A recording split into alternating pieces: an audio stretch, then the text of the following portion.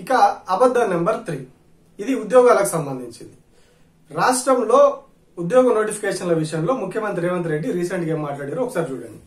మన ప్రభుత్వం వచ్చిన తర్వాత మేము మీద నోటిఫికేషన్లు ఇస్తే ఇన్ని నోటిఫికేషన్లు ఎంబడెంబడే వద్దు, మేము చదువుకోలేకపోతున్నాం, నోటిఫికేషన్లను వాయిదా వేయండి. ఈ దేశంలో ఏదైనా ఒక రాష్ట్రంలో ధర్నా జరిగిందంటే అది తెలంగాణ రాష్ట్రంలోనే. ఇది కూడా సెక్రటేరియట్ సాక్షిగా ఆయన మాట్లాడింది. ఇందులో ఏం చెప్పారు ఆయన? రాష్ట్రంలో నోటిఫికేషన్లు ఇవ్వద్దు అని నిరుద్యోగులు ధర్నాలు చేస్తున్నారు, ఎక్కువ నోటిఫికేషన్లు ఇస్తున్నారు, మేము ప్రిపేర్ అవడానికి టైం ఉండట్లేదు, మీరు ఇట్లా ఇంతగానో ఒకేసారి నోటిఫికేషన్లు ఇవ్వకండి అని చెప్పి ధర్నాలు చేస్తున్న ఏకైక రాష్ట్రం అనేది అని చెప్పారు. కానీ ఇందులో నిజం ఏంటి? ధర్నాలు ఎందుకు చేసిరు నిరుద్యోగులు? ధర్నాలు చేయడానికి కారణం ఏంటిది? ఒకేసారి కొద్ది రోజుల వ్యవధిలో, అంటే 1-2 రోజుల గ్యాప్ లో, అట్లాగే ఒక ఎగ్జామ్ ఉన్న రోజు ఇంకొక ఎగ్జామ్, డిఎస్సి సమయంలో ఇది జరిగింది.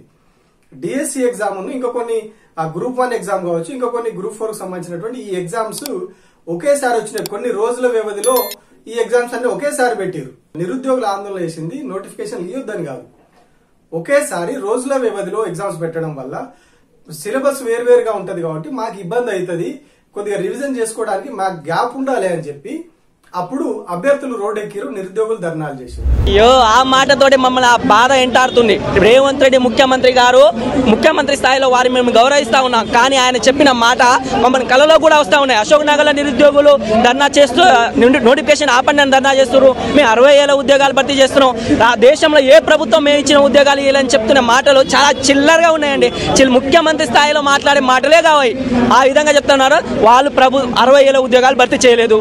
గత టీఆర్ఎస్ ప్రభుత్వం ఇచ్చిన నోటిఫికేషన్లని వాళ్ళు కండక్ట్ చేసిన ఎగ్జామ్ కి ఇదే మాట, ముఖ్యమంత్రి గారు ఇదే మాట, కాంగ్రెస్ మంత్రులు ఇదే మాట, వాళ్ళ కాంగ్రెస్ చిల్లర ప్రతినిధులు ఇదే మాట.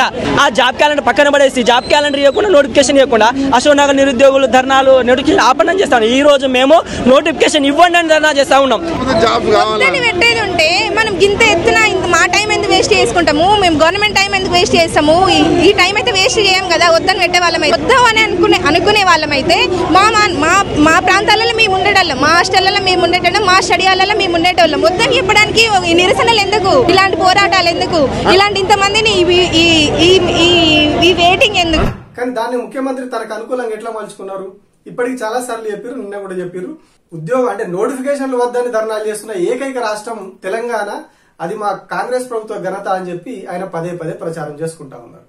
అంటే నెగిటివ్ అంశాన్ని కూడా పాజిటివ్ ఎట్లా మలుచుకుంటున్నారు, అబద్ధాన్ని కూడా నిజం ఎట్లా చేస్తా ఉన్నారో దీని ద్వారా స్పష్టమవుతా ఉంది.